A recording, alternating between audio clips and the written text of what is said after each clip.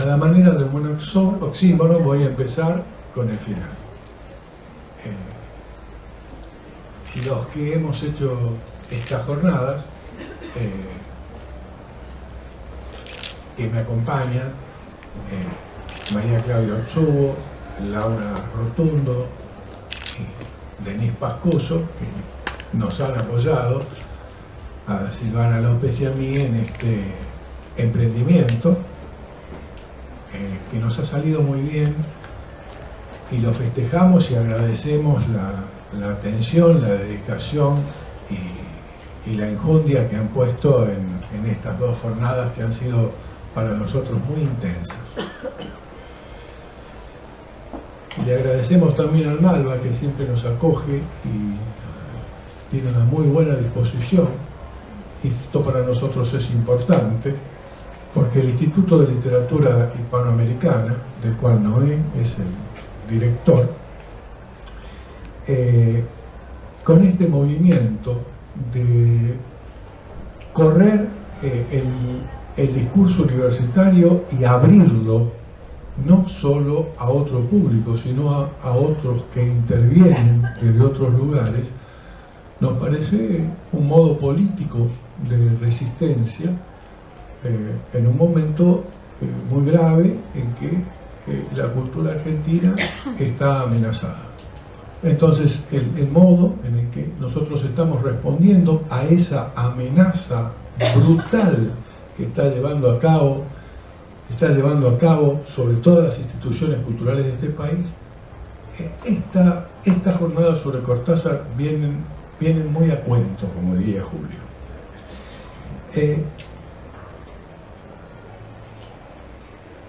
Uno de los objetivos que nos planteamos, yo creo que nos salió bien, que es el rescate. Esa idea de que hay un Cortázar, bueno, Rayuela, y todos los fuegos el fuego, y el perseguidor, está muy bien, pero hubo otras entradas que nos conmovieron. Yo debo decir que estoy atravesado por la lectura de Cortázar durante muchos años. He trabajado mucho como cómico de la legua con Cortázar. Yo creo que los profesores de literatura, los críticos, somos cómicos de la legua. Andamos de escenario en escenario representando nuestras lecturas. A veces te toca la Sorbona y a veces te toca la Biblioteca Nacional de Ciegos. Y en cada uno de ellos uno tiene que hacer esas jugadas. Lo que sí puedo decirles es una cosa, que siempre que me tocó un guión en mi trabajo y en ese guión estaba mezclado Cortázar, me pasa lo que me pasaba ahora. Digamos, hay una intensidad, tomo la palabra de Silvana López, que no se reconoce en otros. Noé Gittet sería escribir una larga novela como la de Proust, hacer el recorrido por la trayectoria de Noé. Pero yo me voy a aprovechar de una doble circunstancia. La primera, que se acaba de consumar una tarea monumental, que se ha publicado el último de los 12 tomos de la historia crítica de la literatura argentina, que es un emprendimiento que comenzó un domingo de mayo de 1997 en la casa de Noé y que ha logrado llevar a cabo con muchísimo esfuerzo. Son 12 tomos, más de 8.000 páginas, más de 300 colaboraciones. Por eso la idea es interpelar a Noé, por una parte, en tanto que director de esa historia crítica. ¿A dónde lo va a poner? ¿Dónde lo va a poner el no? ¿Dónde se puede poner a Cortázar? Luego hay otro aspecto de Noé que me parece importante. Cuando aparece Rayuela o aparece, digamos, historias de cronopios y de fama, Gittet ya es profesor en la Universidad de Córdoba. Tiene más de 30 años. Tiene además ha tenido una intensa actividad política en un plano muy particular. Ha sido secretario privado del presidente Frondizi. Por lo tanto, al momento de aparecer los textos más relumbrantes del boom y los de Cortázar,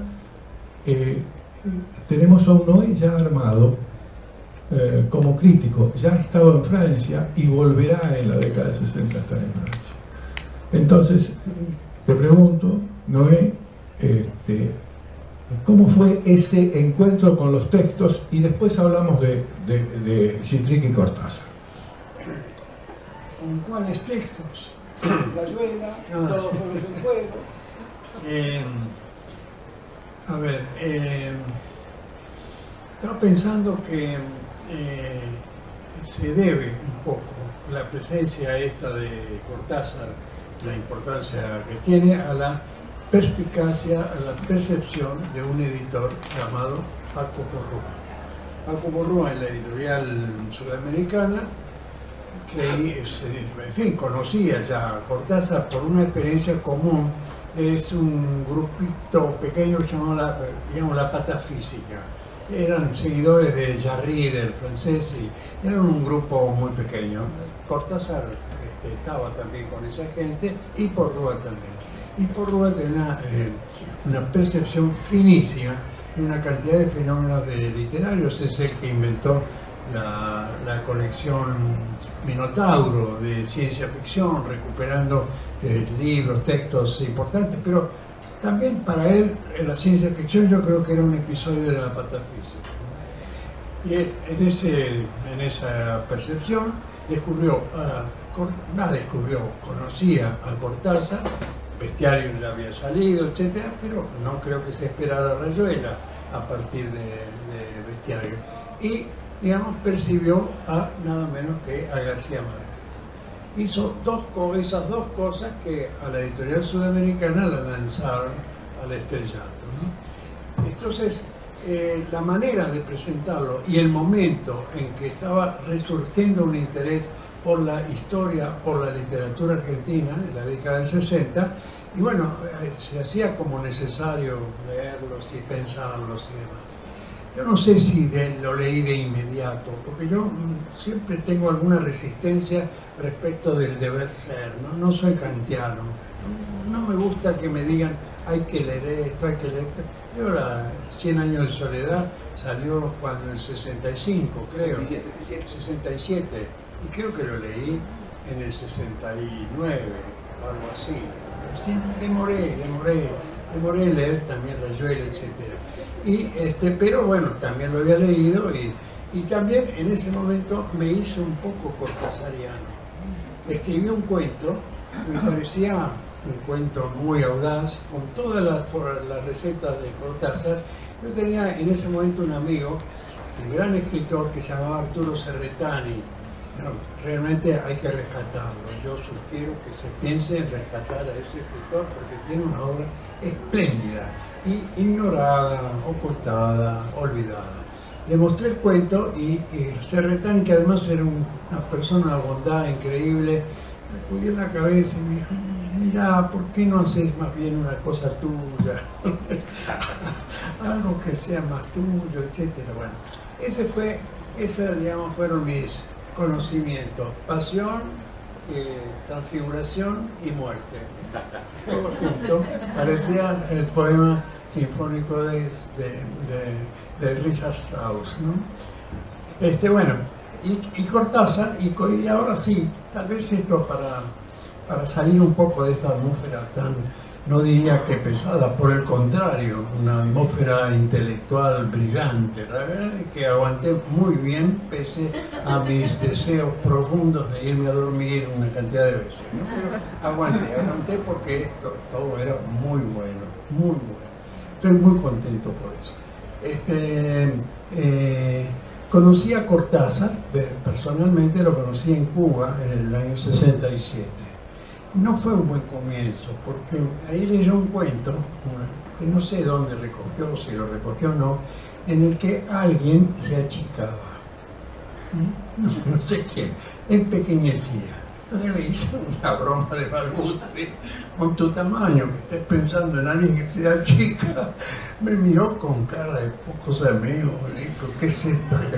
¿Qué es esto? ¿Qué sé yo? ¿Qué? Como comienzo de relación fue nulo. Pero después no sé cómo se restableció, era una atmósfera de juego en ese momento en Cuba. En el año 67, sí, Cuba era una fiesta, era una verdadera fiesta. No solo porque el ambiente político estaba muy relajado, porque el grupo de escritores estaba en su florecimiento, estaban todos ahí, habían vuelto del exilio una cantidad de buenísimos escritores, una atmósfera espléndida, irrigada incesantemente por un ron y además acompañada por tabacos, y éramos señores fumando habanos y bebiendo ron, y era una maravilla. El ambiente se distendió y quedamos con Cortázar vagamente en una relación que se concretó cuando yo fui a vivir a Francia al año siguiente, ese mismo año, 67, enero fue Cuba, yo ya estaba instalado en Francia en septiembre, octubre. Y al año siguiente fue lo que acaba de evocar, digamos, ahora sí me Silvia, ¿quién? Virginia, en mayo del 68. Me encontró a mí ahí en la universidad y participando de toda esta especie de jolgorio. En mayo del 68 habría dado, yo creo que habría dado un texto como para Arturo Cancela en Argentina, ¿no? Arturo Cancela era un escritor que se burlaba de toda digamos, los fervores políticos, ¿no? Y lo hacía con muchísima gracia, ¿no? Bueno, sí, se burlaba de los europeos que venían a Argentina y descubrían la Argentina, que hacían teorías y qué sé yo qué. El señor Landormí se llamaba Abel de Landormí, decía el dormido del europeo, etc. Se habría divertido con Mayo del 68 porque era una mezcla de todas estas cosas y algo que se expandía y demás. Ahí, no sé cómo, no sé por qué, yo fui a París a ver qué estaba pasando, me encontré con Cortázar. Y salimos juntos, empezamos a caminar una tarde, vale la pena contar esto, es un fogonazo. Salimos a caminar por la tarde y llegamos a un hotel, a una calle cerca de la municipalidad, el Hotel de Ville. Se oscurecía, estaba oscuro ya, vimos que había un pequeño tumulto de gente, nos acercamos y de un árbol que estaba allí colgaba un tipo se había ahorcado. Vimos con Julio esta cosa, salimos tanto conmovidos y pensando los dos, yo creo que cada uno por su lado, en lo que podía significar un acto individual en relación con un acto colectivo. A partir de ahí fuimos progresando en esta relación y a mí me empezó a interesar ya más la obra de Julio. Escribí ahí un artículo sobre bestiario, ¿no? Que publiqué después en la Argentina, y cuando volví a la Argentina también hice un trabajo largo, muy pesado, pesadísimo, realmente insostenible, sobre el perseguidor, ¿no? Que asesté años después a una pasiva concurrencia en México, dejándolos totalmente liquidados, todos ellos, pero donde yo pretendía mostrar una cosa así. Pero luego de eso volví a la Argentina y otra escena muy linda. Ya Cortázar, cuando llegó, visitaba a sus amigos, me llamó a mí, me invité a comer a mi casa. Nos encontramos un mediodía y le dije, estaba yo viviendo en la calle Uriburu, por ahí, le dije, ¿por qué no me acompañás que voy a buscar a mi hija que está en un jardín de infantes? Mi hija tenía 4 años, 5 años, una chiquita. ¿Sí? Salimos y mi hija se prendió a la mano de Cortázar. Entonces íbamos caminando, el gigante y la chiquita por la calle y ya lo reconocía la gente. Ya lo reconocían, decía, ese es Cortázar, ese es Cortázar. Ay, yo estaba ahí atrás un poco digamos, guardia de corps de este hombre, ya muy reconocido de una manera muy espontánea, muy agradable. Llegamos a mi casa, habíamos preparado una comida y Cortázar dice, ¿tiene ajo? Y yo, sí, tiene ajo. Una salsa sin ajo. Desgraciadamente no puedo comer nada con ajo. que se me da una jaqueca terrible. Digo, pero este es un cuento tuyo, es el cuento de la mancusia, de la... Entonces también era muy gracioso. Bueno, le preparamos unos fideos con manteca, que era una cosa elemental. Estaba contento con los fideos con manteca.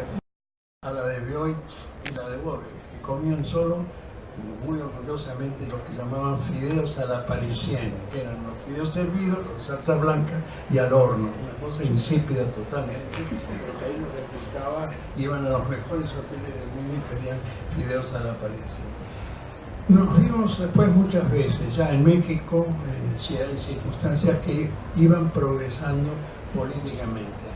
Y luego en Francia también, cuando yo iba a Francia después de regresar, fui a la casa de él y al señor, y charlamos, y, digamos, yo creo que sentíamos una cosa personal, no literaria, en el sentido de figurarse, creerse que era más bien esto. Es la misma relación que tengo con Guillermo,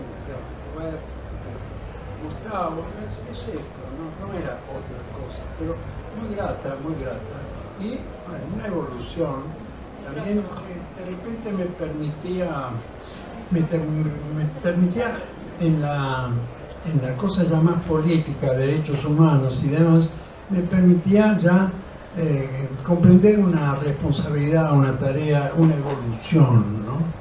Yo había dejado de lado el tema cubano, que fue muy anterior, fue 69, 70, ya estábamos internados en el finales de los 70, casi 80, era Nicaragua, venía México, algunos congresos, en el 77 un coloquio en Francia, en Cerilly, que evocó Mario Golubov, ayer Mario también estaba Cortázar, Roabastos, en fin, ese mundillo que nos permitía charlar, conversar, etc. Y entre tanto venían los homenajes.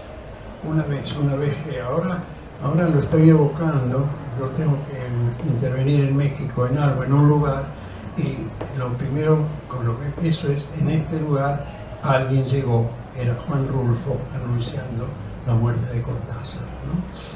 Muy ligado. Y después, digamos, Cortázar empieza a convertirse en un objeto también.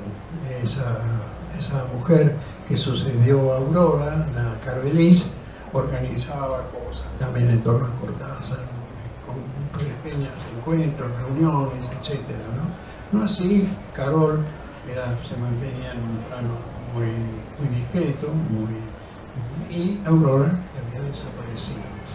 Y que Aurora también, yo no la había conocido antes, pero la conocí cuando en México se fundó una cátedra Julio Cortázar, homenaje de Carlos Fuentes y Gabriel García Márquez, un homenaje muy interesante porque ambos estaban recibiendo una beca del gobierno francés, una beca de creadores. Es un sistema que existe en México, que en la Argentina yo creo que el presidente Macri está a punto de inventarlo, porque tiene una preocupación muy grande y un reconocimiento muy grande a los, bueno, por empezar, la prosa, su prosa, así lo pruebo, ¿no? Una cosa así.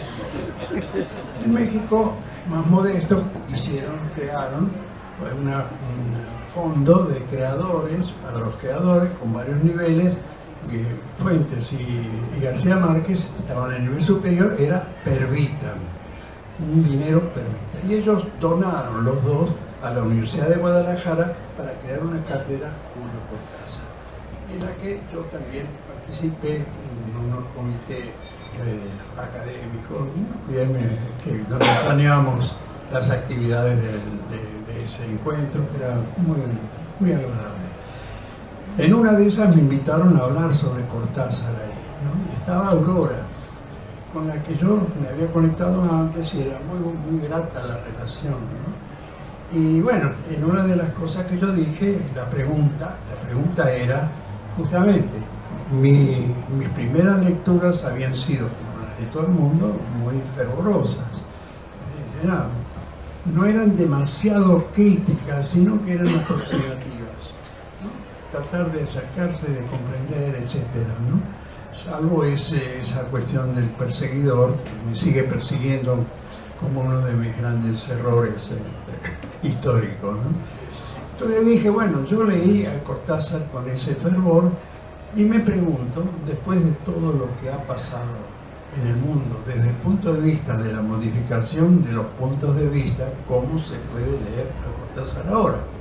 Habíamos pasado desde el momento en que se inició, empezó la obra de Cortázar, la circular, había pasado el existencialismo, ya estaba fuera, el estructuralismo estaba languideciendo, las nuevas teorías literarias estaban creciendo, el psicoanálisis volvía, el marxismo estaba recuperándose con Althusser y esas lecturas, etcétera, ¿no? Habían pasado muchas cosas en el mundo en materia de pensamiento, y como yo eso lo pienso sinceramente, nadie es ajeno, aunque no se dé cuenta, a esas nuevas perspectivas, a los modos de pensar. Cada frase que nosotros emitimos tiene un fondo filosófico que está en el ambiente. No hablamos ahora como en la época de San Agustín o de Santo Tomás, hablamos de otra manera. Y ese lenguaje que utilizamos está saturado de pensamientos que se nos han impuesto, que circulan, ¿no? Era esa la pregunta, ¿cómo se lee a Cortázar? Pues Aurora se enojó. Se enojó y dejó de dirigirme la palabra. Y hizo algunas cosas, además, en esa materia, una especie de vendetta. Y el argumento era que yo no estaba, que como si yo cuestionaba a Cortázar, cómo podía estar en una cátedra Julio Cortázar. Me parece que fue una torpeza muy grande, y eso no se restableció aún en ese coloquio en el que vos estuviste, ya en la Biblioteca Nacional, pero no estaba ella, estaba ella, no me dirigió la palabra, me olvidó totalmente, ¿no? Entonces, claro, tampoco me gustó la cosa. Pero bueno, esa es mi historia personal, vale lo que vale, muchos deben tener historias parecidas, que son más personales que estrictamente hablando literarias, aunque escribí a partir de esas intervenciones un montón de cosas, un montón de trabajos que fueron publicados en diversos lugares, ¿no? No, está muy bien. A mí me parece que ese vínculo que siempre lo hemos pensado, ¿no? Esa idea de Oscar Wilde, ¿no? De la relación, que la crítica literaria es una forma de autobiografía, y yo podría replicar, porque me siento muy amigo de Citrig. Y cuando me preguntan por su obra crítica, bueno, discuto. Cuando me preguntan por su obra teórica, digo, bueno, se puede discutir. Cuando me hablan de su narrativa, digo, bueno, se puede discutir.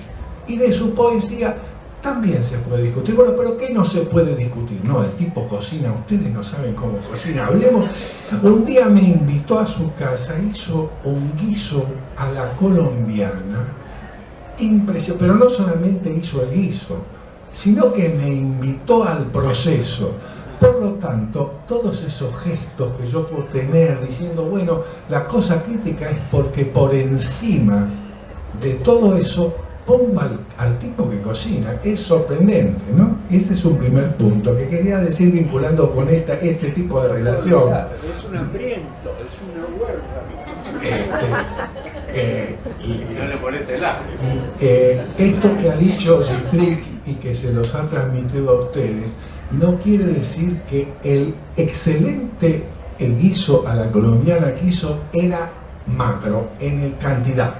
No era magro en cantidad, pero él observó al tercer plato que yo seguía dispuesto y me dijo, tenemos que irnos, no hay postre. Bien. Tomando algún eje que ha habido en torno de todo esto que hemos estado oyendo, me parece que vida y literatura, y política y literatura están muy unidos. Y yo quiero hacer un cierre tomando dos citas de Cortázar y haciendo una reflexión personal. Cortázar, que en 1969 le impone a la revista Life. La revista Life en 1969 era mucho más que TN, les quiero decir. Que una modalidad de entrevista. Ustedes mándenme las preguntas, yo las voy a escribir, después las voy a corregir y les voy a dar el acuerdo. Entonces ahí sí dice lo siguiente. Es una cita un poco extensa, pero es la prosa de Cortázar y se soporta. Mi desconfianza inicial, mi demanda de garantías, sorprendieron a los responsables de Life como sorprenderían a muchos de sus lectores. Empezaré a referirme a esto, pues una manera de responder prácticamente algunas de las preguntas de carácter ideológico y político que me formulan. No solamente desconfío de las publicaciones norteamericanas del tipo de Life en cualquier idioma que aparezcan y muy especialmente en español, sino que tengo el convencimiento de que todas ellas, por más democráticas y avanzadas que pretendan ser, han servido, sirven y servirán la causa del imperialismo norteamericano, que a su vez sirve por todos los medios la causa del capitalismo. No dudo de que una revista como Life se esfuerza en su estructura interna por lograr gran objetividad y que abre sus páginas a las tendencias más diversas. No dudo de que muchos de sus responsables y redactores creen facilitar así eso que se ha dado en llamar diálogo con los adversarios ideológicos y favorecer por esa vía un mejor entendimiento y quizás una conciliación. Amargas experiencias me han demostrado de sobra que por debajo y por encima de esas ilusiones, que muchas veces son hipocresías disfrazadas de ilusiones, la realidad sigue siendo otra. Hace 2 años las revelaciones acerca de las actividades de la CIA en el terreno de los supuestos diálogos pulverizaron todas las ilusiones posibles en ese campo, y no sería la liberalidad de criterio de Life la que pudiera alimentar nuevas esperanzas en ese terreno. El capitalismo norteamericano ha comprendido que su colonización cultural en América Latina, punta de lanza por excelencia para la colonización económica y política, exigía procedimientos más sutiles e inteligentes que los utilizados en otros tiempos. Ahora sabe servirse incluso de instituciones y personas que en su propio país y en el exterior creen combatirlo y neutralizarlo en el terreno intelectual. Hay algo de diabólico en este aprovechamiento de las buenas voluntades, de las complicidades inconscientes, de las que caen tantos hombres a quienes la difusión de la cultura les sigue pareciendo ingenuamente el mejor camino hacia la paz y el progreso. La voluntad de Life puede ser, en ese sentido, tan diabólica como la más agresiva de las actitudes del Departamento de Estado, e incluso más en la medida en que muchos de sus redactores y la gran mayoría de sus lectores creen sin duda en la utilidad democrática y cultural de sus páginas. Por lo tanto, esta respuesta a Life del 69 obliga a tomar con cierta ironía la idea de que Cortázar era un ingenuo políticamente, ¿no es cierto? Entonces yo quiero seguir esa línea donde Cortázar plantea que en gran medida, casi como un gramsciano, la pelea es en el campo cultural. Modos, digamos, no se llama imperialismo, se llama globalización, y en lugar de invadir los estados con la política de la seguridad, ¿no es cierto?, nacional, está planteando otra cosa. Ahora el imperialismo se sirve de los flujos financieros y no necesita invadir un país, sino lo coloniza de otra manera. Le instala, por ejemplo, en su propia capital sucursales del Fondo Monetario Internacional. Entonces esto me hizo pensar, en el Banco Central, me dice acá Alejandro para que lo precise mejor. Esto me hizo pensar en lo que se habló muchas veces de la nota que hace Cortázar al final de corrección de pruebas de imprenta en Provence, donde corrige el libro de Manuel, y donde pone la nota diciendo todos están hablando de lo que pasó en las Olimpiadas, está bien, ¿y quién nombra a Trelew?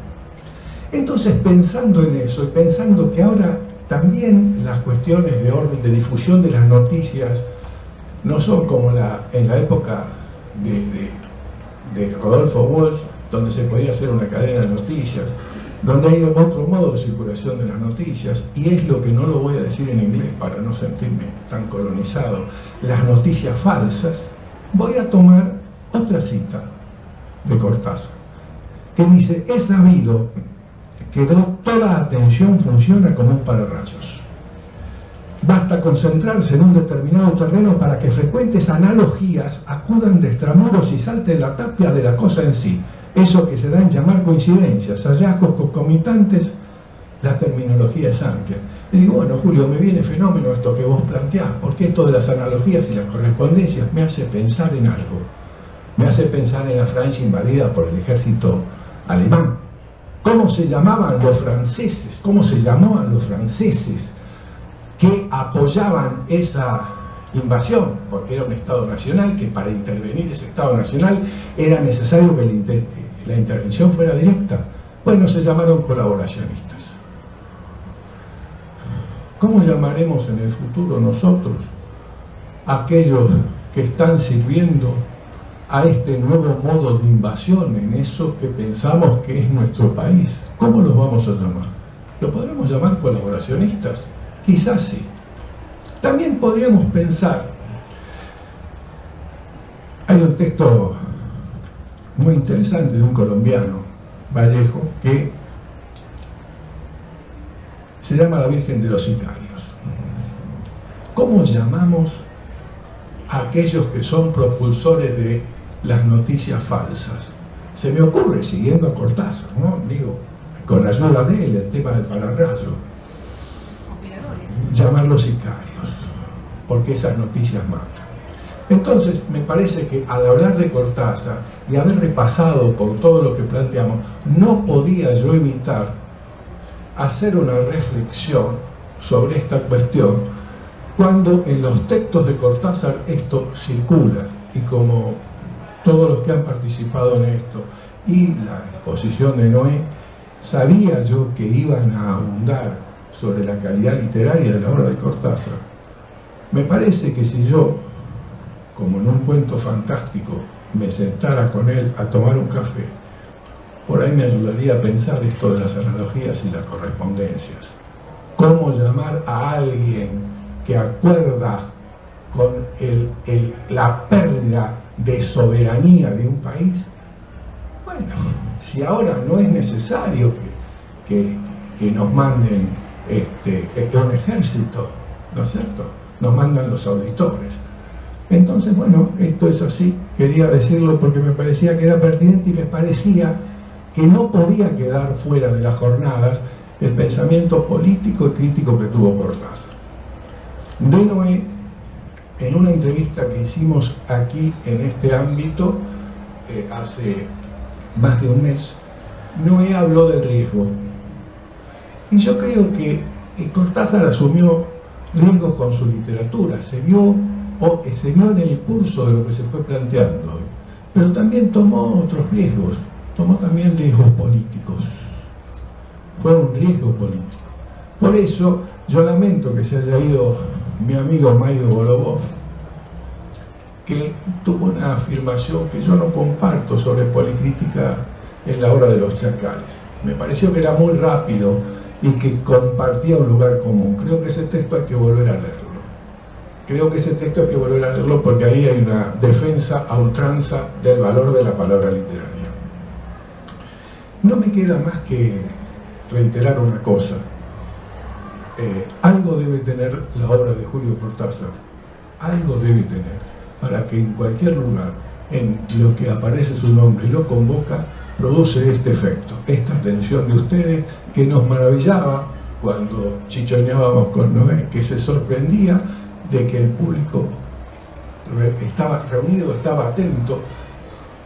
Me decía mi amiga Silvana López, están tomando notas, me decía, alborozada, porque bueno, de eso se trata, ¿no es cierto? No me queda más que agradecerle e insistir sobre una cuestión. Hay un Cortázar lúdico. También uno puede lúdicamente pensar las cuestiones que nos están rodeando. Bueno, Noé, quiero dejarte la palabra. Después de este exordio de Roberto, ¿qué decir, no? No quiero bajar la temperatura de esto porque ha sido muy bueno. La verdad es que es una culminación muy buena. Tal vez todo sea cuestiones, problemas de lenguaje. No hace mucho también me invitaron a celebrar un aniversario de Carta Abierta. En la rural había mucha gente, etcétera. Tenía que hablar, no sabía muy bien qué decir, ¿no? No preparo nada, voy pensando que, no sé, alguien me va a iluminar y de repente algo se me ocurre. Se me ocurrió esta especie de juego, si se quiere.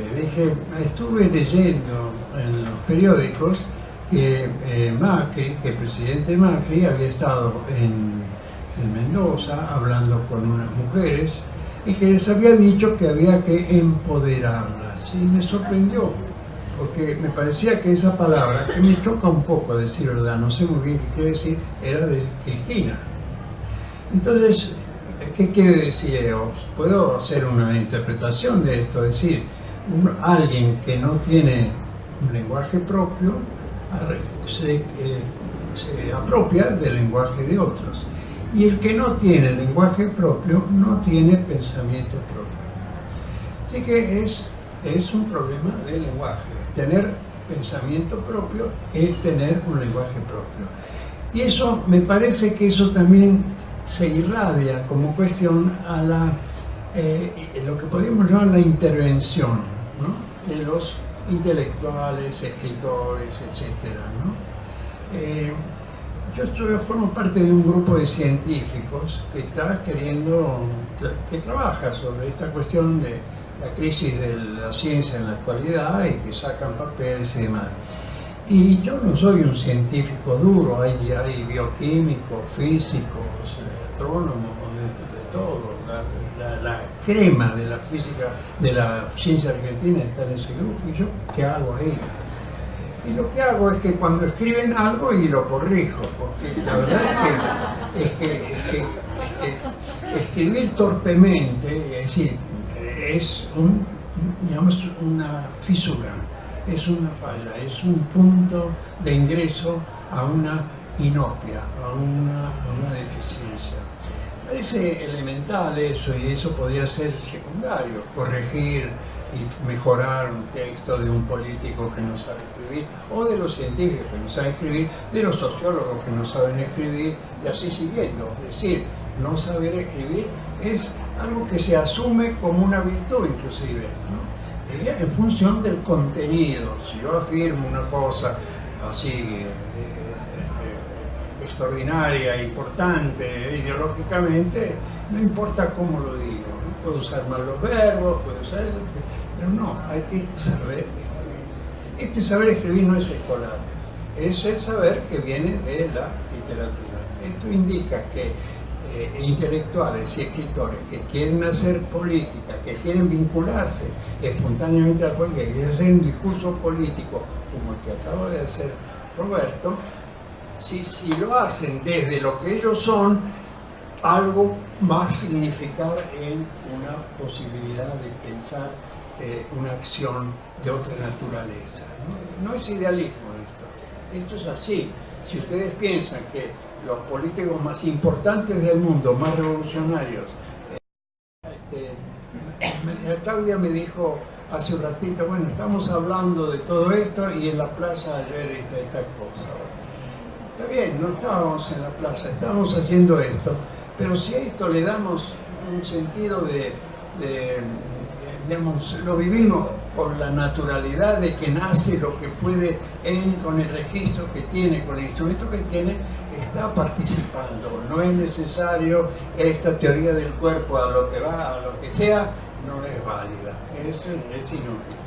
Desde aquí hay que hacer, y hay que hacerlo indirectamente. Todo este discurso al que yo he asistido es un discurso de acción, porque nos confirma.